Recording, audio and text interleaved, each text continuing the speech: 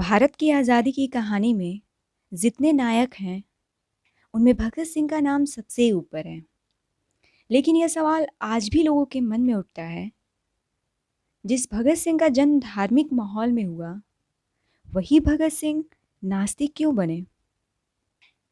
यह कहानी केवल राजनीति या क्रांति की नहीं है। यह कहानी एक नौजवान के माइंडसेट के क्रांतिकारी बदलने की है। भगत सिंह का जन्म 1907 में हुआ।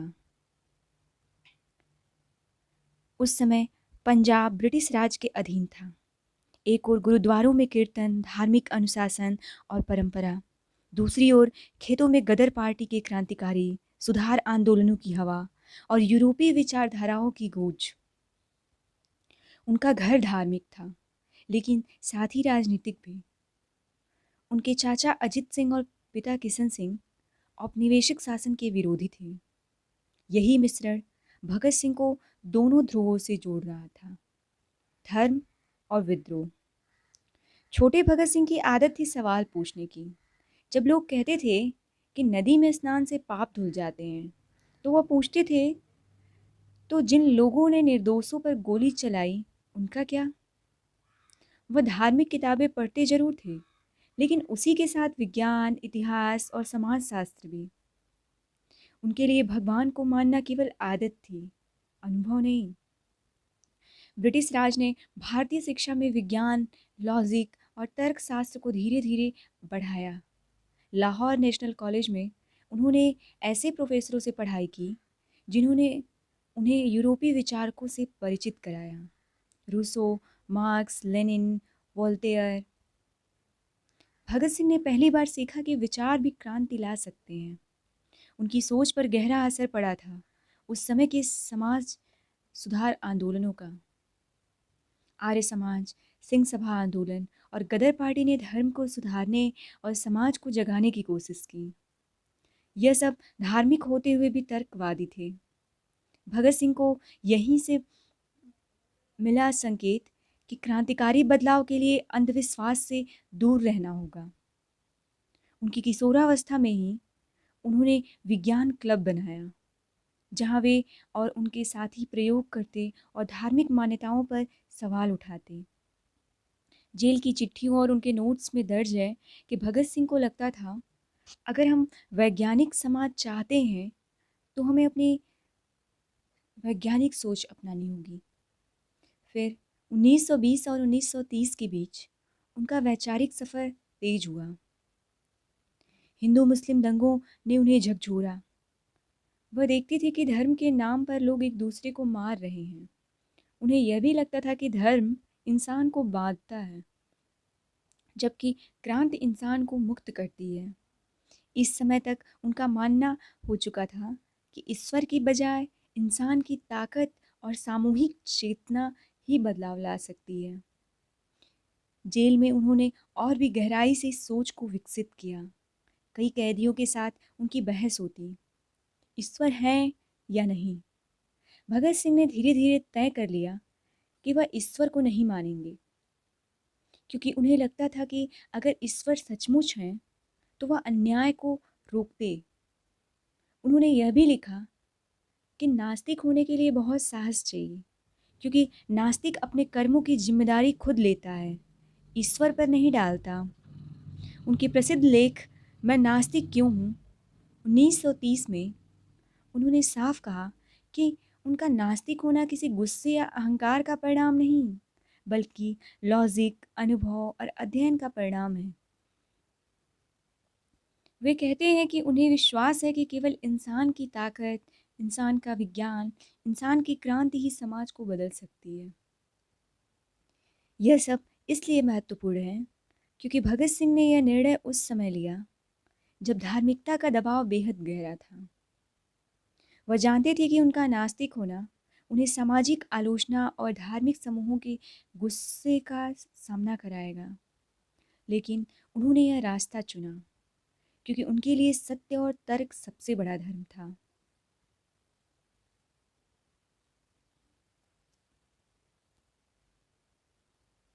भगत सिंह का कॉलेज का समय उनके जीवन का वह दौर था जिसने उनके विचारों को पूरी तरह से आकार दिया। लाहौर नेशनल कॉलेज में प्रवेश के बाद वह केवल पढ़ाई तक सीमित नहीं रहे, वह डिबेट सोसाइटी में शामिल हुए और हर विषय पर बहस करने लगे। धर्म, स्वतंत्रता, सामाजिक न्याय और विज्ञान। हर बहस उनके अंदर एक सवाल और पैदा करती, क्या परंपरा हमें सच्चाई देती है या तर्क और अनुभव? डिबेट सोसाइटी में उन्होंने देखा कि कई लोग धर्म को केवल सामाजिक पहचान और आदेश का आधार मानते हैं। कई बार बहस में उनके सामने आते,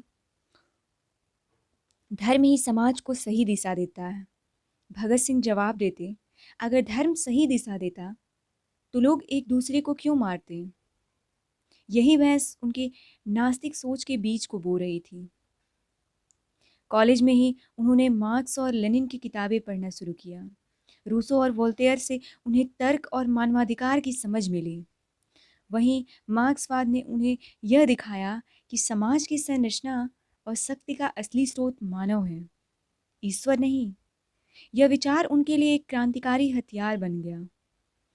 भगत सिंह ने सोचा, अगर इंसान खुद अपनी जिंदगी और समाज की दिशा तय कर सकता है तो अंधविश्वास और पाखंड का क्या महत्व रह जाता है?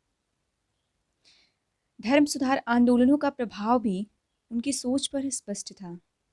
आर्य समाज और सिंह सभा जैसे आंदोलन धर्म को सामाजिक सुधार का माध्यम मानते थे, लेकिन भगत सिंह को यह पर्याप्त नहीं लगा। वह महसूस करते थे कि धर्म अगर केवल आड़ है तो यह असली बदलाव नहीं ला सकता है। उनके लिए सच्ची क्रांति तभी होगी जब लोग खुद जिम्मेदारी लें और तर्क का पालन करें। कॉलेज की लाइब्रेरी और पढ़ाई के समय उन्होंने यूरोपीय इतिहास, फ्रांसीसी क्रांति और रूस की सामाजिक लड़ाइयों का अध्ययन किया। उनके नोट्स में दर्ज है कि उन्होंने महसूस किया, हर क्रांति की नींव केवल ईश्वर की नहीं, बल्कि इंसान की समझ और संगठन क्षमता की होती है। यह विचार उनके नास्तिक बनने की दिशा में निर्णायक था। इस दौरान उन्होंने अपने मित्रों के साथ विज्ञान क्लब भी बनाया, जहां रसायन और भौतिकी के प्रयोग के साथ वे धार्मिक कथाओं और परंपराओं पर भी सवाल उठाते। वह कहते, हमें देखना होगा कि जो सिद्धांत कहता है वह सत्य है या केवल परंपरा। यही अनुभव उनके अंदर यह सोच विकसित कर रहा था कि विश्वास केवल आदत या डर से नहीं, बल्कि तर्क और अनुभव से होना चाहिए। जेल से पहले का समय उनके वैचारिक निर्माण का सबसे महत्वपूर्ण दौर था। डिबेट, मार्क्सवाद और धर्म सुधार आंदोलनों ने उन्हें यह सिखाया कि नास्तिक होना केवल विरोध नहीं, बल्कि जिम्मेदारी, तर्क और मानवता के प्रति प्रतिबद्धता है। यही सोच उन्हें बाद में जेल में और उनके प्रसिद्ध लेख मैं नास्तिक क्यों हूं तक ले जाएगी। भगत सिंह का जेल का अनुभव उनके वैचारिक विकास में एक नया अध्याय था। पहली बार जब वह जेल गए तो उन्हें केवल अपनी क्रांतिकारी गतिविधियों का परिणाम नहीं दिखा, बल्कि वहाँ का वातावरण और बंदियों के विचारों ने उनकी सोच को और गहरा किया। जेल की चारदीवारी ने उनके आंतरिक रूप से और मानसिक रूप से उन्हें मजबूत बनाया। जेल में उन्होंने देखा कि कई कैदी धार्मिक विश्वास के नाम पर अपनी गलती को सही ठहराने की कोशिश करते थे। कुछ कहते थे, ईश्वर सब देख रहा है, सब ठीक कर देगा।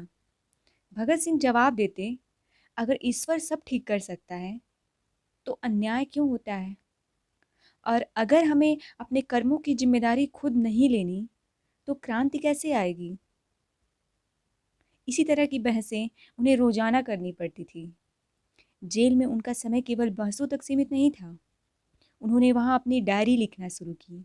इस डायरी में उन्होंने न केवल अपने विचार, बल्कि सामाजिक, राजनीति और धर्म के बारे में गहराई से विचार दर्ज किए।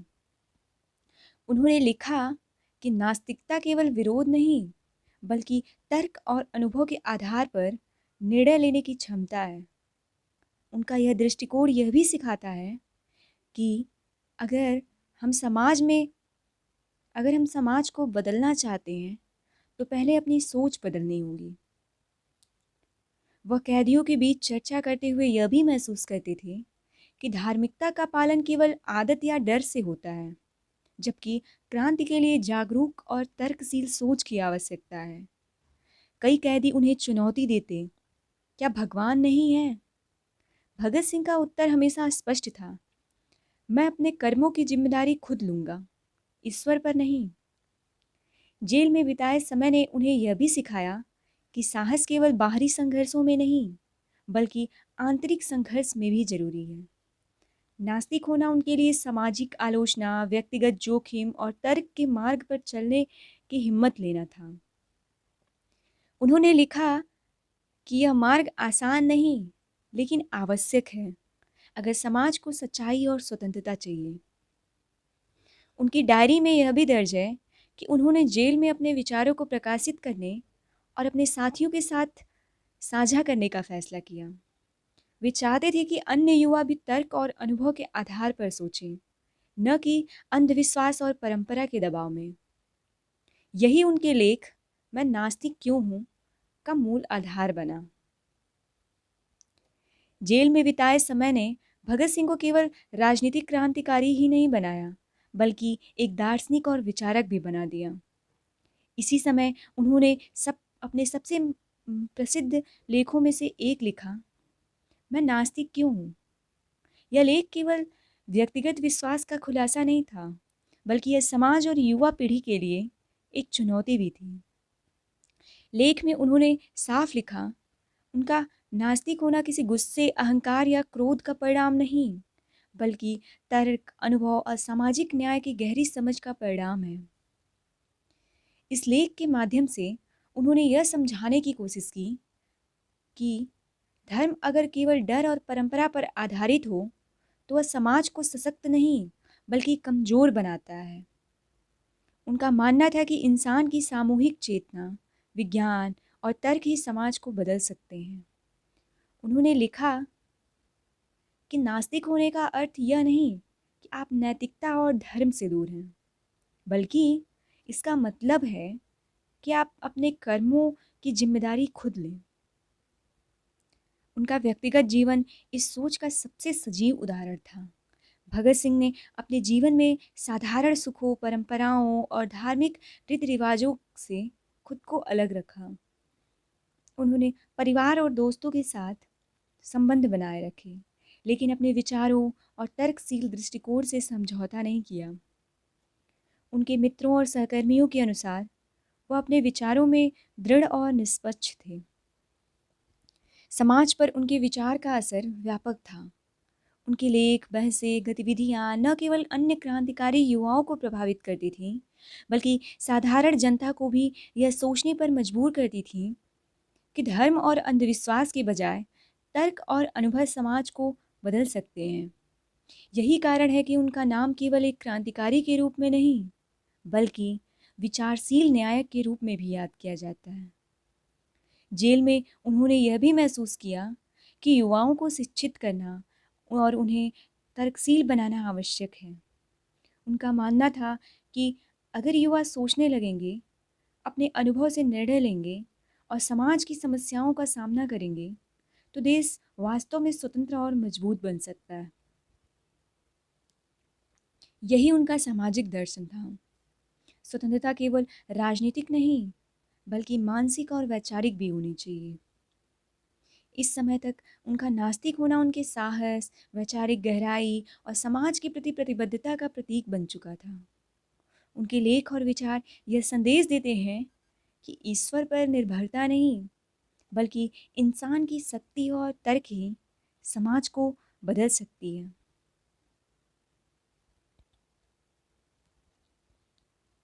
भगत सिंह का वैचारिक विकास अब केवल सोच तक सीमित नहीं रहा। उनके विचार का प्रत्यक्ष रूप अब क्रांतिकारी गतिविधियों में दिखने लगा। वह Ghadar party, Hindustan socialist republican association और अन्य क्रांतिकारी संगठनों के संपर्क में आए।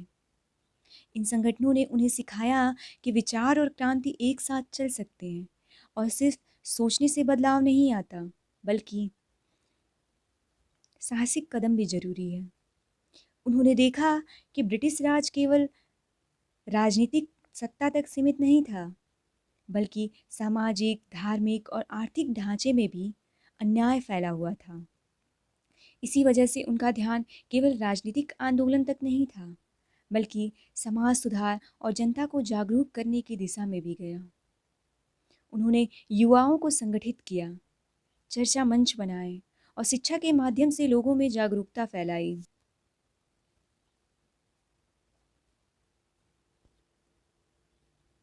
भगत सिंह का यह मानना था कि क्रांति केवल हथियारों या विरोध प्रदर्शनों से नहीं आती, बल्कि सामूहिक सोच और संगठन की शक्ति से आती है।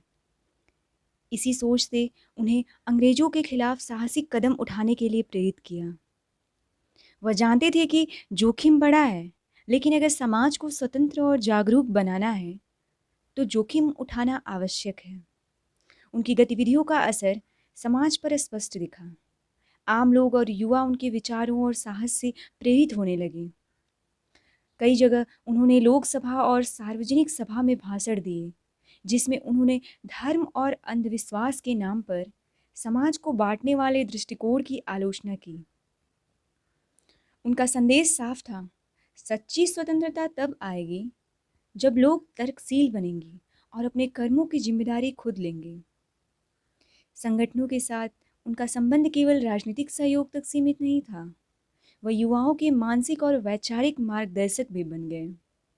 उन्होंने डिबेट, पढ़ाई, चर्चा और लेखन के माध्यम से यह सिखाया कि क्रांतिकारी केवल हथियार उठाने वाले नहीं होते, बल्कि सोच बदलने वाले और समाज को जागरूक करने वाले भी होते हैं।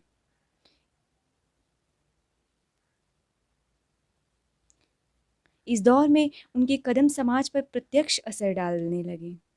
उनके विचार और साहस ने युवाओं को प्रेरित किया और समाज में यह संदेश फैलाया कि धर्म और परंपरा के नाम पर डर और अंधविश्वास का पालन करना बंद करें और तर्क और अनुभव के आधार पर निर्णय लें।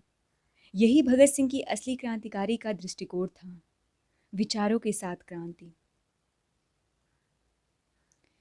जेल में बिताए समय ने भगत सिंह को केवल राजनीतिक और सामाजिक क्रांतिकारी ही नहीं बनाया, बल्कि एक गहन विचारक और दर्शन शास्त्र के विद्यार्थी के रूप में भी विकसित किया। उनके विचारों का केंद्र हमेशा मानव और समाज रहे, न कि किसी अलौकिक सत्ता। उन्होंने महसूस किया कि धर्म और ईश्वर के नाम पर होने वाला अन्याय समाज के लिए सबसे बड़ा खतरा है। भगत सिंह के लिए धर्म केवल सांस्कृतिक परंपरा या व्यक्तिगत विश्वास नहीं था, वह इसे तर्क के दृष्टिकोण से देखते थे। उन्होंने कहा कि यदि ईश्वर वास्तव में अन्याय को रोक सकता है, तो दुनिया में इतना पाप और अत्याचार क्यों होता है? यही सवाल उन्हें नास्तिक बनने की दिशा में ले गया। उनका मानना था कि सच्ची जिम्मेदारी और मानवता केवल इंसान के कर्मों में ही निहित है, ईश्वर में नहीं। जेल में उनके अनुभव और बहसें उनके दृष्टिकोण को और गहरा कर रही थी। कई कैदी धार्मिक विश्वास के नाम पर अपने अपराधों को सही ठहराने की कोशिश करते थे। भगत सिंह उनके सामने कहते, आप अपने कर्मों की जिम्मेदारी लें, अन्याय के लिए ईश्वर को दोषी न ठहराएं। इसी तर्क ने उनके साथियों और अन्य कैदियों में भी जागरूकता पैदा की। उनका मानवता पर दृष्टिकोण था, ईश्वर की उपस्थिति या अनुपस्थिति से फर्क नहीं पड़ता, फर्क पड़ता है इंसान के कर्मों और उसके समाज के प्रति जिम्मेदारी निभाने की क्षमता पर। यही सोच उन्हें हर संघर्ष और जोखिम उठाने की शक्ति देती थी। उनके लिए साहस का मतलब केवल जेल या फांसी का सामना करना नहीं, बल्कि सत्य और तर्क के मार्ग पर अड़िग रहना था। जेल में उन्होंने कई लेख और नोट्स लिखे, जिनमें उन्होंने समाज के लिए नैतिक और वैचारिक संदेश दिए। उन्होंने लिखा कि अगर हम समाज को बदलना चाहते हैं, तो पहले अपनी सोच बदलनी होगी। अंधविश्वास, पाखंड और धार्मिक ढांचे को चुनौती देना जरूरी है, ताकि समाज के लोग खुद निर्णय लें और जिम्मेदारी निभाएं। इस समय तक उनका नास्तिक होना केवल व्यक्तिगत विश्वास का प्रतीक नहीं रहा, बल्कि युवा और समाज के लिए जागरूकता का माध्यम बन गया। भगत सिंह का संदेश साफ था। धर्म और ईश्वर पर भरोसा केवल आदत नहीं, बल्कि अनुभव और तर्क के आधार पर होना चाहिए। केवल इंसान ही समाज को बदल सकता है, और यही उनका मूल दर्शन बन गया। जैसे जैसे भगत सिंह बड़े हुए, उनके विचारों ने केवल व्यक्तित्व को ही नहीं, बल्कि क्रांतिकारी गतिविधियों को भी आकार दिया। वह गदर पार्टी और हिंदुस्तान सोशलिस्ट रिपब्लिकन एसोसिएशन जैसे संगठनों के प्रमुख सदस्य बन गए। इन संगठनों ने उन्हें केवल राजनीतिक आंदोलन के गुर ही नहीं सिखाए, बल्कि यह भी बताया कि सच्ची क्रांति विचार और कार्य दोनों से होती है। उनकी सबसे प्रसिद्ध गतिविधियों में से एक थी 1928 का साइमन कमीशन विरोध प्रदर्शन, जिसमें उन्होंने ब्रिटिश सरकार के खिलाफ साहसिक कदम उठाए। वह केवल विरोध नहीं कर रहे थे, बल्कि युवाओं में यह संदेश दे रहे थे कि अपने अधिकारों और समाज की जिम्मेदारी के प्रति जागरूक होना जरूरी है। 1929 में भगत सिंह और उनके साथियों ने सेंट्रल असेंबली में बम फेंकने की घटना अंजाम दी। यह कदम हिंसा के लिए नहीं, बल्कि जागरूकता और ब्रिटिश शासन की अन्यायपूर्ण नीतियों के खिलाफ चेतावनी देने के लिए था। उन्होंने जोर देकर कहा कि उनका लक्ष्य किसी को मारना नहीं था, उनका लक्ष्य था लोगों को सोचने पर मजबूर करना कि स्वतंत्रता केवल दूरी पर नहीं, बल्कि मानसिक और वैचारिक आज़ादी में भी है। इन क्रांतिकारी घटनाओं ने समाज पर गहरा असर डाला। आम जनता में भय तो था, लेकिन साथ ही जागरूकता भी फैल रही थी। युवा और क्रांतिकारी संगठन उनके साहस और विचारों से प्रेरित हुए। उन्होंने दिखाया कि नास्तिकता, तर्कशीलता और साहस एक साथ चल सकते हैं, और यही संदेश उनके लेखों और भाषणों में भी झलकता है।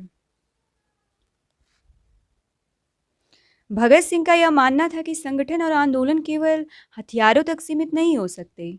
उन्होंने युवाओं में साहित्य, लेखन, चर्चा और डिबेट के माध्यम से भी बदलाव लाने की कोशिश की। उनका उद्देश्य था कि समाज केवल विरोध न करे, बल्कि समझे, सोचे और जिम्मेदारी उठाए। इस दौर में उनके कदमों और विचारों ने यह संदेश फैलाया कि क्रांति केवल बाहरी संघर्ष नहीं, बल्कि मानसिक और वैचारिक जागरूकता से भी संभव है।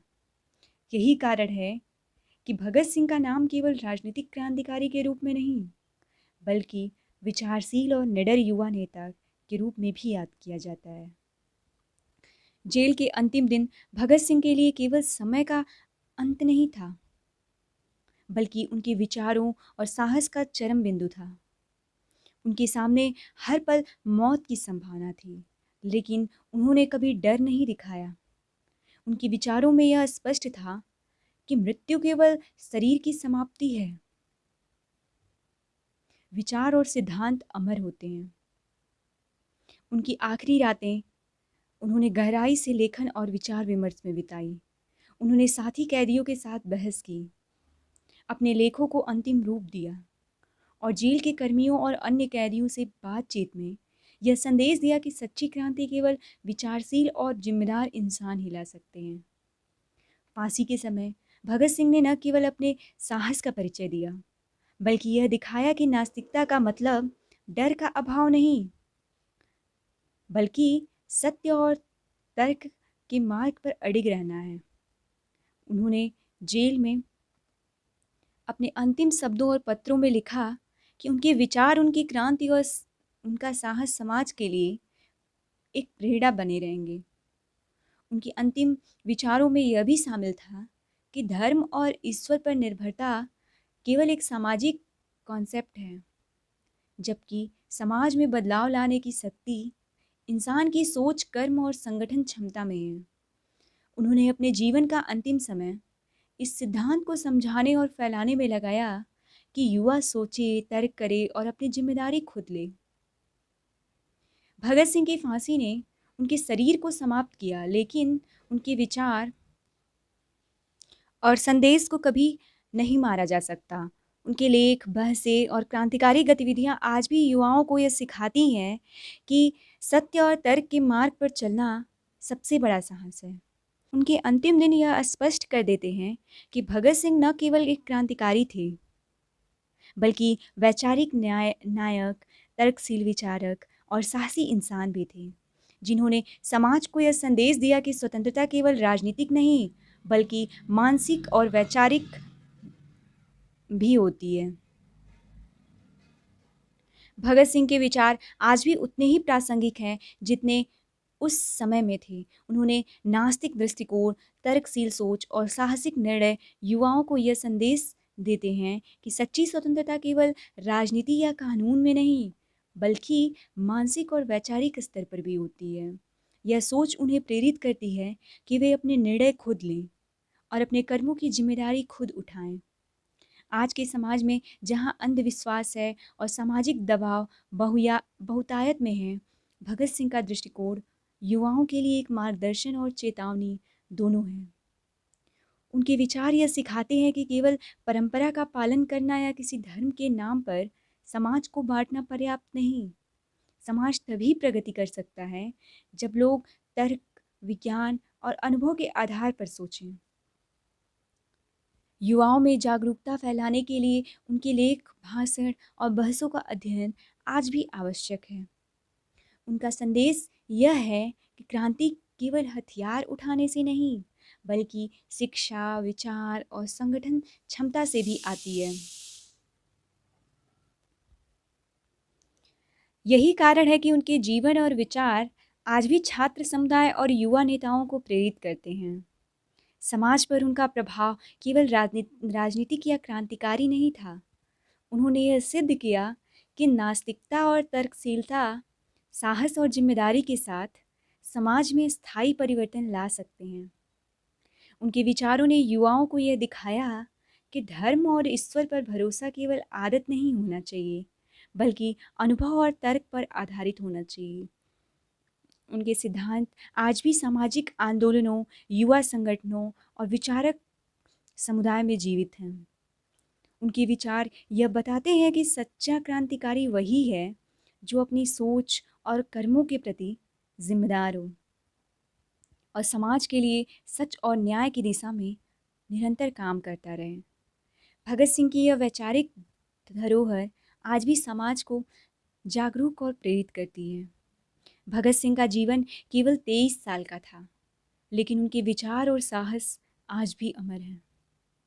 उनका जीवन हमें सिखाता है कि सच्चा क्रांतिकारी वही है जो अपने विचारों में अडिग हो और समाज के लिए अपने कर्मों की जिम्मेदारी उठाए।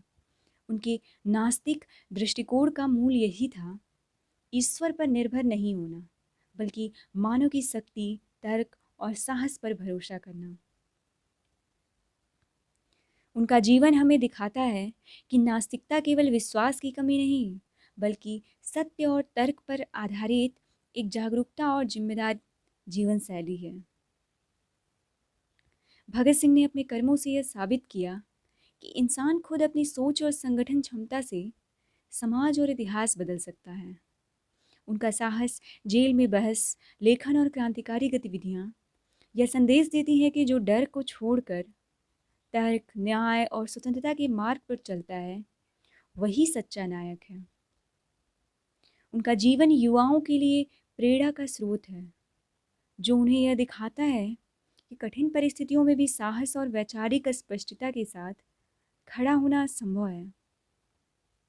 भगत सिंह का जीवन केवल राजनीतिक क्रांति का प्रतीक नहीं, बल्कि वैचारिक क्रांति और समाज सुधार का उदाहरण भी है। उनके विचार और लेख आज भी यह याद दिलाते हैं कि धर्म, परंपरा या अंधविश्वास की बजाय तर्क और अनुभव ही समाज को सशक्त बना सकते हैं। भगत सिंह का संदेश आज भी उतना ही प्रासंगिक है जितना उनके समय में था। उनके जीवन और विचार हमें सिखाते हैं कि वास्तविक स्वतंत्रता, समाज में बदलाव और मानवता की सेवा केवल अपने कर्मों, तर्क और साहस के माध्यम से ही संभव है। यही उनकी अमर धरोहर है, जो हर पीढ़ी को प्रेरित करती रहेगी।